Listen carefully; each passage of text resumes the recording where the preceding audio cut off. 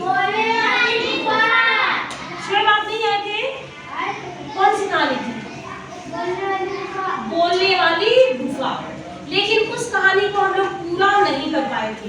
कहानी बड़ी थी और कुछ बच्चे आज नए आए हैं जो कल एब्सेंट थे, तो थोड़ा सा एक हल्के में एक हिंट दे रहे हैं उस कहानी का। बोलने वाली गुफा। इस कहानी में क्या है था पार्ट 1 में कि एक सुंदर वन में एक खूंखार शेर रहता था। यही तो था। वो बहुत ही खूंखार शेर था। उसको देखकर सारी जानवर उसे डर के मारे छुप जाते थे। अब इसी तरह से कई दिन बीत गया, शेर को कोई शिकार नहीं मिला। शेर भूखा ही रहने लगा, क्योंकि जैसे ही उसकी आवाज सुनते जानवर अपने अपने घरों में छुप जाते।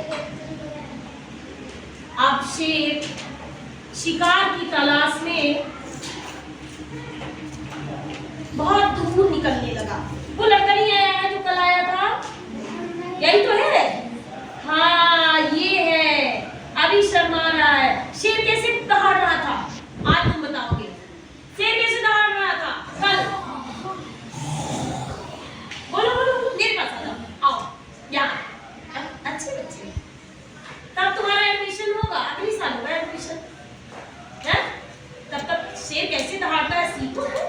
आओ आओ मेरे पास। अच्छा चलो कोई बात नहीं, आप अपने वहीं बैठो, आप दीदी के पास। फिर दूर तक से निकला, उसको एक गुफा दिखाई दिया। बहुत दूर उसको एक गुफा दिखाई दिया। शेर चलते चलते चला गया कि वो न हो, और वो गुफा की दीवार खुली हुई थी। ऐसे ही तो था। अंदर गया, उसको लगा कुछ कोई ना कोई जानवर इसके अंदर तो होगा ही।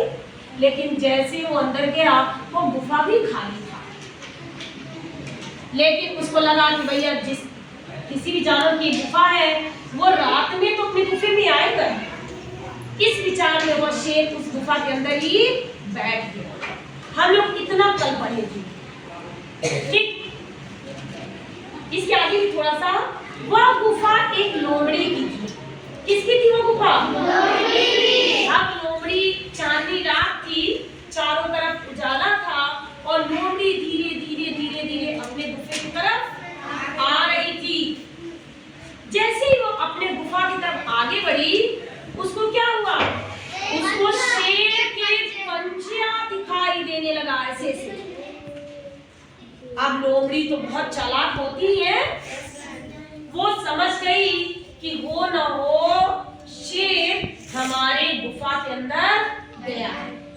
आगे चलती चलती चलती चलती चलती गई लोमड़ी, लेकिन उसने कैसे चली?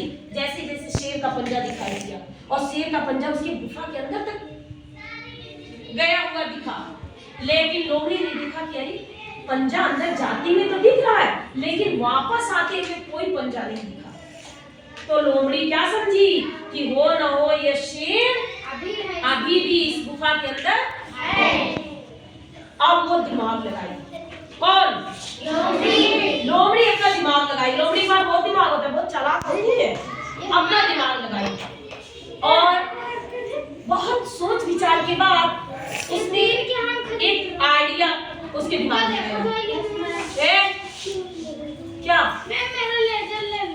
तो आप कहानी सुन लो फिर कर लो। लेजर नहीं, इरेजर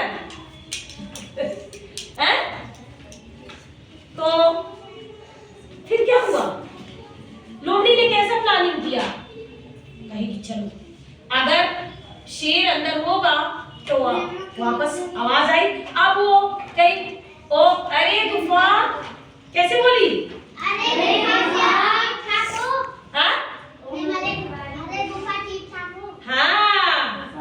अरे गुफा ठीक ठाक हो? सब ठीक ठाक है? गुफा से लोमड़ी ने पूछा।